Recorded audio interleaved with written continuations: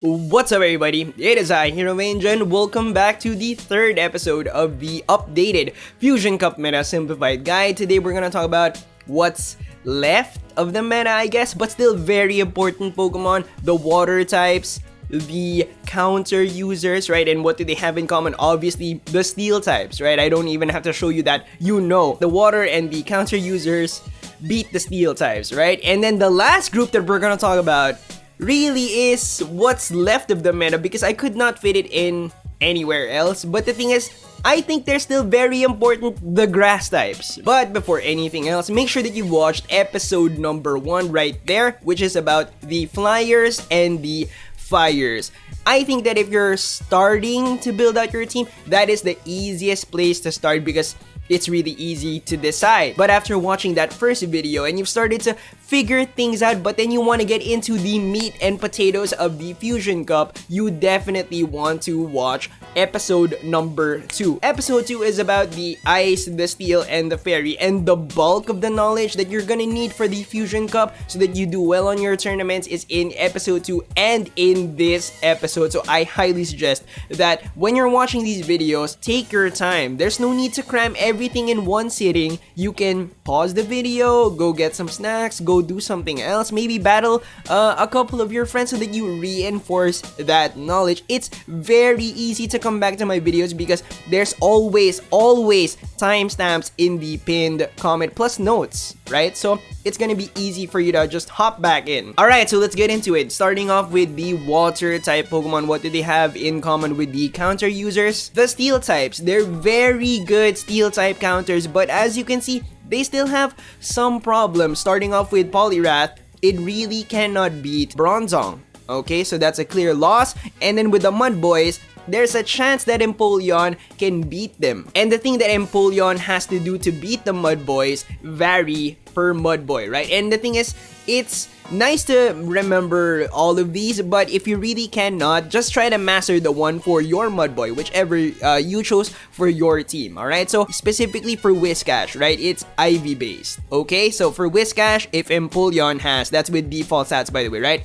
If I maximize here, okay, if Empoleon has fantastic IVs, right, top of the line IVs, it can get to this second Hydro Cannon for the kill. And then for Swampert and Quagsire, it has to block the Earthquake, alright? So it has to block this Earthquake that does more damage than its entire HP, okay? So how do you count Earthquakes again? It's Earthquake, 8 mud shots for an Earthquake. And then just to show you the Quagsire matchup, here it is. It's a little bit more difficult compared to the Swampert matchup because if you get the bait, it's a CMP tie on your Earthquake, right? So it's a little bit more difficult, it's a little bit more luck based, but if you can land this, let's say you threw it and then your opponent didn't block, okay, or you got to the bait and then the Earthquake and you got the CMP tie, then you win. Moving on to the flying type coverage. Now, this is very easy to remember. If you have a water type that has an ice move, then you beat Altaria, alright? And then if you are Quagsire,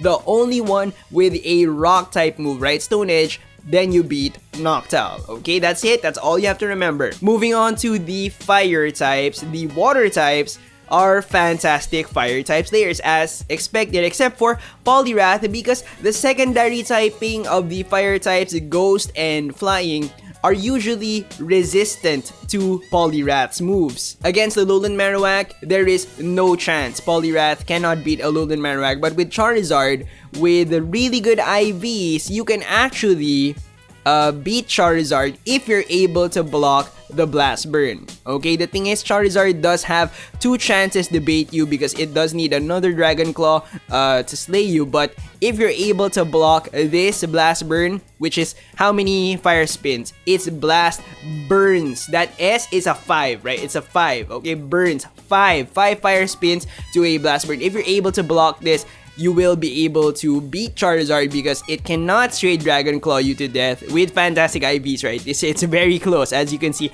3. And also, it cannot straight Blast Burn you. You survive with even more HP compared to the Dragon Claw, right? So, yes, you have to make sure to block this Blast Burns, okay? Moving on to the Ice-type coverage, this is very difficult to remember.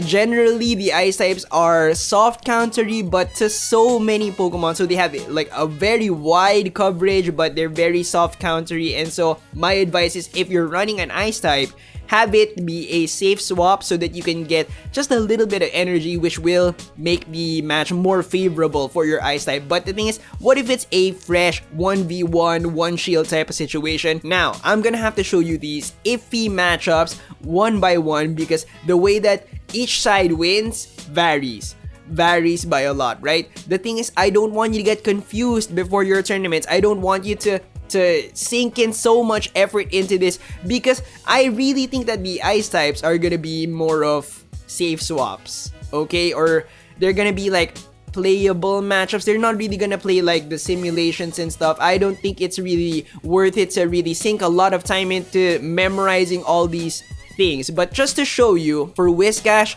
Frostlass, whoever has better IVs wins. Alright, so this is with default stats.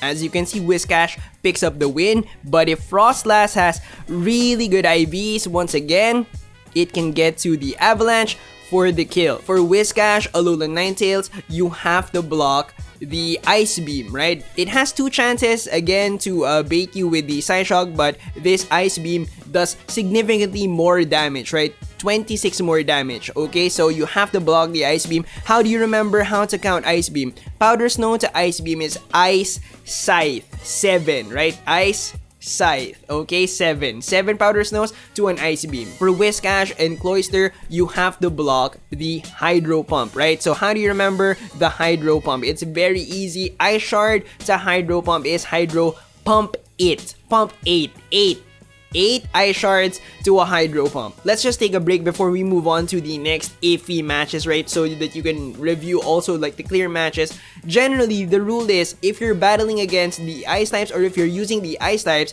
really play your best. Land the higher damage dealing move, or if you're the Water type, block the higher damage dealing move, right? So know the counts, very important, and yeah, have good IVs. Moving on to Swampert. Now, Swampert only has one iffy match, and that is Frostlass, right? But the thing is, I want to show you Alolan Ninetales after this, alright? So, for Frostlass, it's again IV based, right? And the thing is, it's more towards Swampert if you have fantastic IVs, because if you have fantastic IVs for Swampert, you can actually survive this avalanche, this second avalanche, to get to your third Hydro Cannon for the kill. So you have to have like really good Swampert. Now Swampert clearly loses to Cloister, straight Icy win, but clearly wins against Ninetales, but it bothers me, right? It is so close, guys, so close. So this is with default stats. Check this out. It wins, but with 1 HP. Okay, if you maximize, you get a little bit more, but it's still single digit HP. It's actually 9 HP, right? So that's very, very close. So still have a really good Swampert. Now, Quagsire here with the Stone Edge is the best anti-ice mud boy, right? It can handle Frostlass, Alolan Ninetales, straight Stone Edge, no problems. But with Cloister, again with Cloister, right?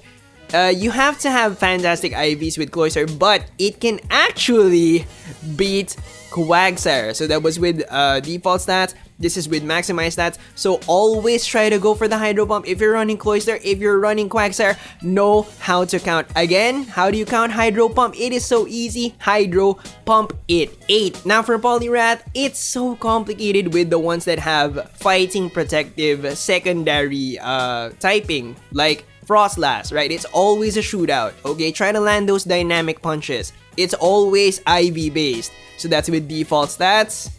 This is with maximized. As you can see, Frostlass can win it. So play it to your best. Try to land those dynamic punches and hope that you have better IVs. Having that secondary typing that resists fighting saves Alolan Ninetales and Frostlass from the wrath of Poliwrath's dynamic punches, right? So for Frostlass earlier, it had double resistance to fighting with the ghost typing, and then single weakness to fighting with the ice. And that adds up to single resistance because that one weakness cancels out the other resistance, right? So single for Frostlass, okay? And then with Ninetales here, Fairy, single resistance, ice, single weakness, it's neutral. But that saves it from getting completely demolished by Poliwrath, right? So if you're not able to bait this ice punch here, okay, you can actually like simultaneous KO.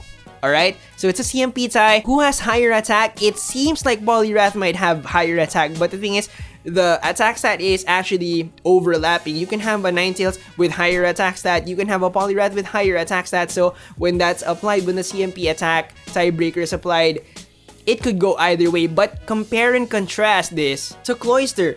Cloister does not have a fighting protective secondary typing and so gets wrecked by Poliwrath. Now, before we move on to the next part, just to make this easy for you guys to remember, I'm gonna generalize it. I'm gonna give you like something to hold on to remember, because this is so complicated, right? Now, to remember this, to master this, all you have to remember is 3 statements, alright? Quagsire with a Stone Edge, which is the best anti-ice mud boy, wins. Frostlass, Alola Ninetales, clear. Alright, that's the first statement. The second statement is, since Cloister does not have a secondary fighting protective element, I almost tripped on my words there, it loses to Poliwrath. Alright, that's the second one. Makes sense, right? Makes sense, okay? And then the third one is, if you're Cloister and you're facing Swampert, you can straight Icy win. That's it, guys. That's it. Because Alola Ninetales, remember, against Swampert, it was so close, like 1 HP, 9 HP, super close. It always wins in the Sims, but who knows, right? Who knows? Okay, so still playable. And then the rest, play it to your best skill, have the best IVs, done. Moving on to the fairies. If you watched episode number 2, you remember that I talked about the fairies and the steel types being side grades of each other because they both can handle the flying, right? And then the fairies are side grades because they can handle the water types, and then the steels can handle the fairies, etc, etc, etc. You remember that, right? So yes, the fairies are generally bad news for the water types. Now, if you watched episode number 2, you know that I said this exact same thing, and I'm just repeating it now so that you remember it, right? There is one mud boy that makes the fairies cautious, and that is Swampert with Sludge Wave, alright? It can handle the fairies if you're able to get this bait. And then I also said that Alola Ninetales is not as good as the other two, which are side grades of each other, because this one loses to Quagsire. You remember when I was doing like the whole breakdown? Wigglytuff does this, Togekiss does this, and Alola Ninetales loses to Quagsire. I made that joke, you remember? Yeah, it's all coming back, right? It's all coming back. I hope you remember all that, so that all we really have to cover is Togekiss versus Whiscash. If it lands the Blizzard, I think I said this as well. If it lands the Blizzard, it kills Togekiss. And then with Quagsire, it's IV based, and the Charm Down, Farm Down does not help. You remember this, right? And I was wondering, why doesn't it help out? Because I really don't understand why it doesn't help out. It really does not. The Charm Down, Farm Down does not work with Togekiss, but what does help is IVs. You remember all that? I said that, I guess, like that exact same wording in episode 2, right? Okay, you remember? Moving on to same type coverage. Now this looks complicated. It does, but it's actually very easy to remember. Just start off with Whiscash. Clearly loses the Swampert and Poliwrath, right? Clearly loses, but clearly beats Quagsire because it can outspam it. Okay, so Swampert, Poliwrath just have better moves, okay? Straight Hydro Cannon, straight Dynamic Punch can beat Whiscash, and then with Quagsire just gets outspammed, out mud bombed, alright? Just start off with that, and then with the rest of the matchups, super easy to remember, Earthquake. You just have to land the Earthquake. If you land the Earthquake, if you block the Earthquake, you win. Alright, and then it's a little bit IV based sometimes, but yeah, just play it to your best, IVs, and then Earthquake. How do you remember Earthquake again, guys? How do you remember Mudshot Earthquake? It's Earthquake. 8. Okay. Super easy to remember. Moving on to counter users. And as you can see, Heracross is a really dominant anti-water Pokemon. It's a lot like Breloom actually. It's a lot like Breloom. Now the thing with Heracross is you have to get that back-to-back close combat. How do you do that with Heracross? You count 13 counters and then you throw back-to-back close combat so that you don't get hit by stuff in between, right? Because you do get that debuff. How do you remember that? How do you remember 13 for close combat? This is like a mental image type of thing. Okay, so think C, alright? C, so that what is that? It's a 3, okay? And that's kind of like how I remember it. Close combat, C, okay? Definitely remember that number, 13, C, okay? C. Why? For swap out purposes, okay? So let's say you're battling someone and then you have a Pokemon that loses to Heracross, but he's doing the back-to-back close combat thing, right? So he goes up to 12, and then when he hits that 12, you swap out because you remember you have your Alolan Marowak in the back, and then he throws that energy on you. You're just smiling, you know, you're just like, Now, Escavalier versus Quagsire is the only iffy matchup that we have to talk about with the counter users, right? I want you to pay attention to the moveset, Aerial Ace, right? We're gonna talk about this again later, but I want you to know that even if PvPoke recommends the Mega Horn, I think that Aerial Ace is the way to go because it's the cheaper energy move and so you're able to bait with it, okay? And actually, it doesn't really affect the matchups that matter, alright? So, I think that Aerial Ace is the way to go. Now, as you can see, with default stats, you actually lose straight Stone Edge. If you maximize, meaning if you have fantastic IVs on your Escavalier, Quagsire is gonna need to land the Earthquake to kill you. Okay, so this double Stone Edge is not gonna be enough because you're actually able to reach the Drill Run to kill it. Okay, so that's a playable match for Escavalier with fantastic IVs, alright? And then with Whiscash Escavalier, even if it lands the Drill Run, which it needs the bait to get to, right? Even if it lands that, you're gonna survive. So, yeah, it's a pretty clear win. And finally, the Grass types, which are generally bad news for the Water types, but I've been waiting for this one moment to answer the very important question, which is the better Swampert, Earthquake or Sludge Wave? So this right here is the last matchup for Sludge Wave Swampert, right? It's Breloom. It's a CMP tie, but you know, if you land it, it will destroy Breloom. Now, this matchup right here, I did not show you this, alright? But you can actually go straight Earthquake on Swampert with Poliwrath, and it's not IV based, right? So for default, for maximized stats, you can pull this off. You can win 100%. With Quagsire, it's still iffy. You can go straight Earthquake, but the thing is, it's IV based. With default stats, Quagsire 100% pulls it off, but with maximized stats, you actually have a possibility of still losing. So that yellow outline on Swampert earlier is a question, right? Do you have Earthquake? If not, it's an iffy match because straight Sludge Wave is not gonna do it. But if you have Hydro Cannon and let's say Poliwrath goes straight Dynamic Punch, you can pull off a CMP tie. Earthquake will give you this one clear match. It's just one match, but it's clear. Alright? It will give you 2 extra playable matches, right? Quagsire and Empoleon. If you land the Earthquake, deads. Sludge Wave, what it seems to give you is, it gives you a bunch of playable matches against some uncommon Pokemon, like the Fairies, that's 3 Pokemon plus Breloom. Okay, so it looks underwhelming, but what it really gives you is a chance to KO the grasses, which is a big problem for the Water types. So my question is for your team, look at it, right? Do you need more Poliwrath coverage, right? Maybe you already have Noctowl, Bronzong, Alolan Marowak. If so, maybe Sludge Wave is the way because if you swap in and then suddenly Shiftry swaps in, you throw Sludge Wave, doesn't see it coming, dead.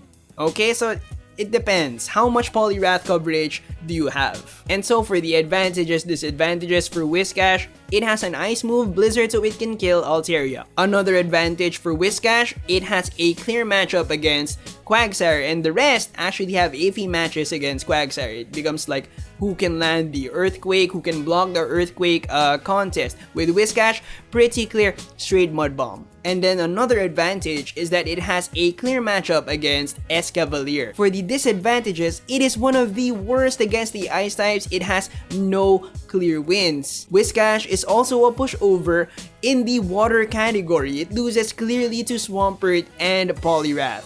Advantages for Swampert: with Sludge Wave, it can actually beat the Fairies. Another advantage, but this time with Earthquake. Earthquake makes it a very good anti-water Pokemon. It can clearly beat Whiscash. It has a playable match against Quagsire, and then with Poliwrath, you can straight Earthquake. Disadvantages for Swampert: it has no flying type coverage. Swampert is also one of the worst against the ice alongside Whiscash. It clearly loses to Cloister. It does have a clear matchup against Alolan Ninetales, but again, it's so close. Last disadvantage is that Swampert also has no counter coverage. Advantages for Quagsire: it is the only water type in this group that can beat Noctowl, and Noctowl is the more common flyer. Quagsire is hands down the best anti-ice out of all of these. Really, Quagsire out of all the waters has the best, most well-rounded coverage. It has some fairy type coverage. It has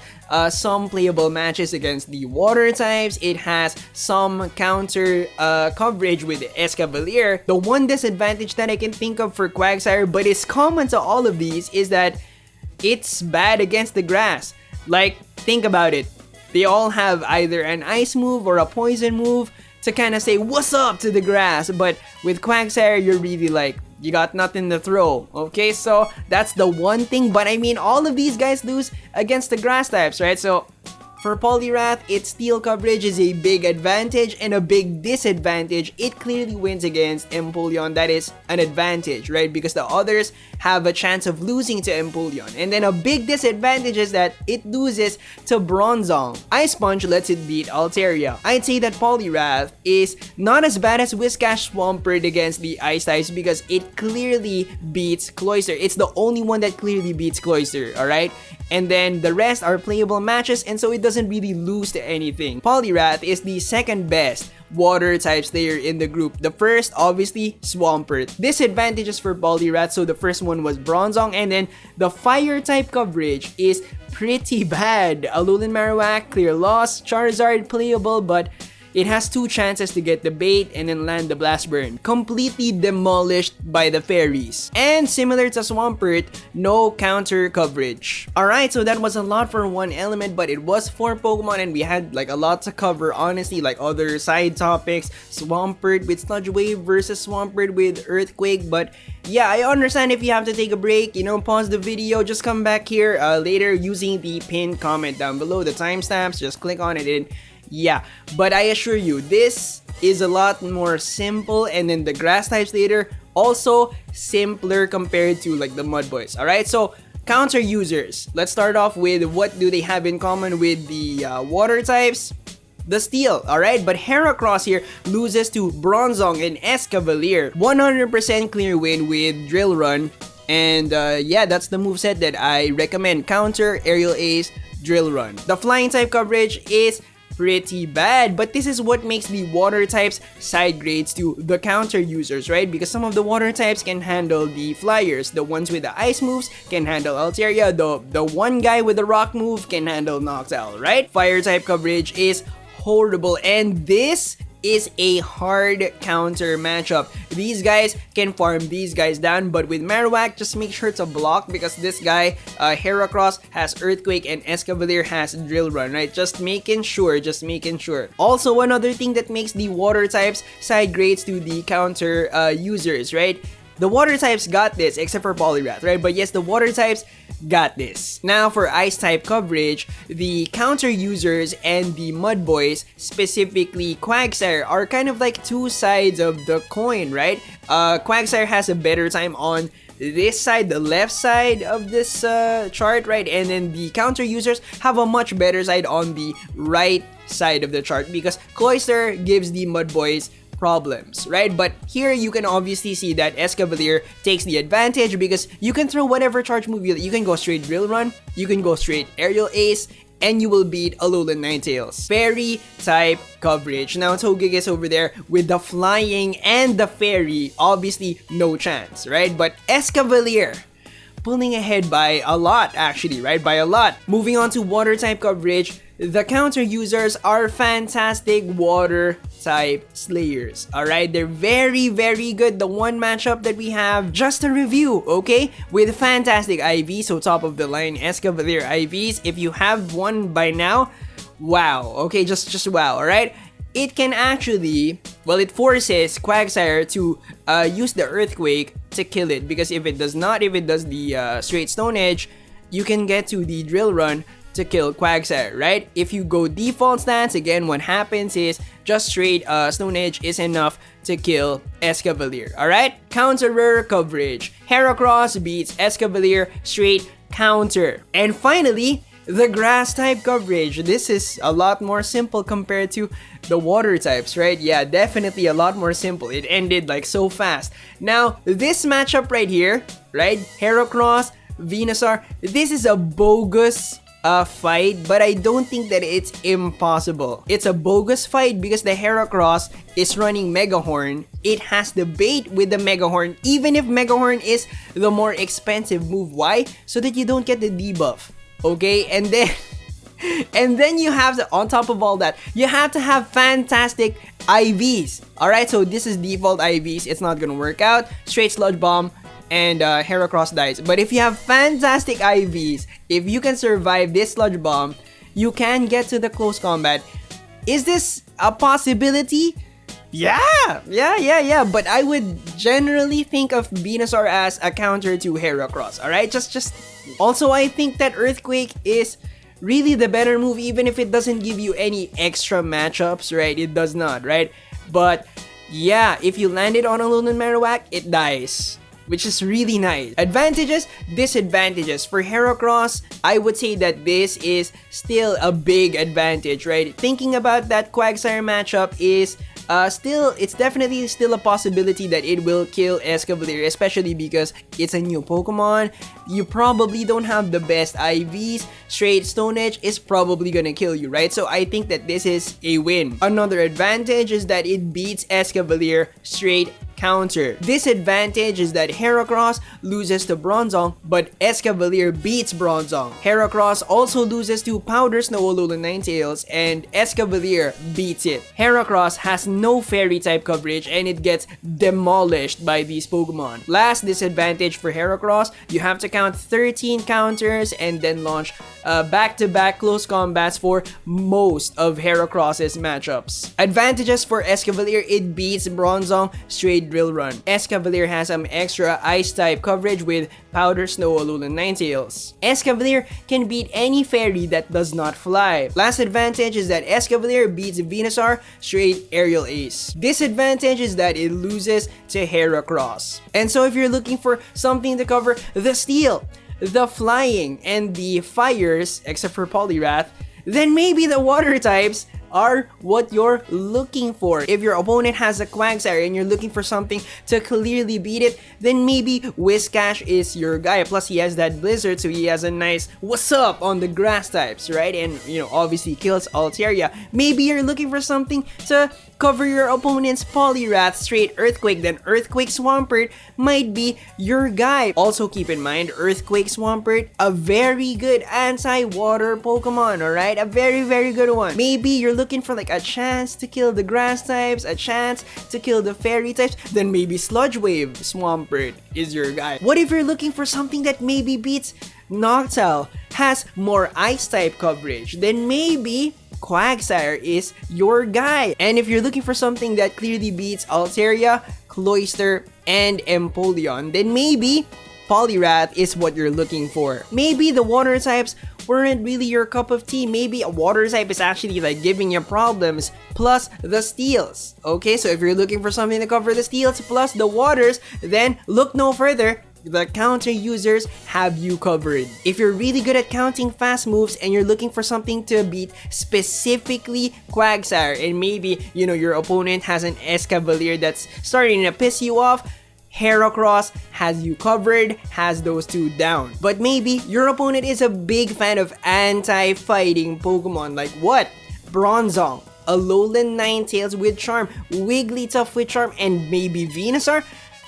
Escavalier is the perfect match for you. Alright, so the counter user is pretty simple, and now we're moving on to the grass types, and I think this is gonna be simple, so no need to take a break. I'm pretty sure we can power through these. Alright, flying, no. Fire types, mostly a no. But there is that one matchup there that I've showed you multiple times, Shiftry versus a Alolan Marowak. Now, maximize, it goes one way, 1 HP. Not maximize, it goes the other way, 1 HP. All you need to throw, straight foul play, and then just hope and pray that you have better IVs. The steel types. Now, these matchups are one of the things that make these guys side grades of each other. Now, with Venusaur Probopass, it is a CMP simultaneous KO for both Spark and Rock Throw, right? It doesn't matter with IVs, it's just...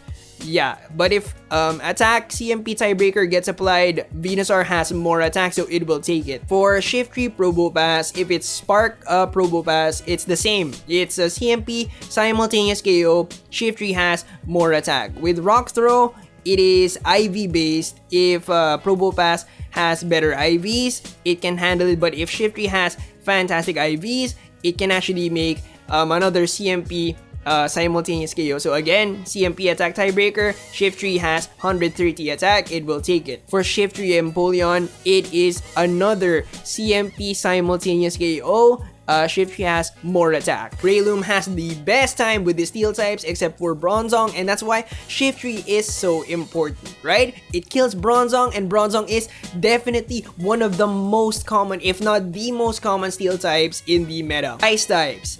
Always complicated. They're always complicated. Venusaur versus Frostlass is a CMP type, and their attack stats overlap, so either one can take it. For Alolan Ninetales, you have to land a Sludge Bomb. What's the count? How do you know if it's a Sludge Bomb?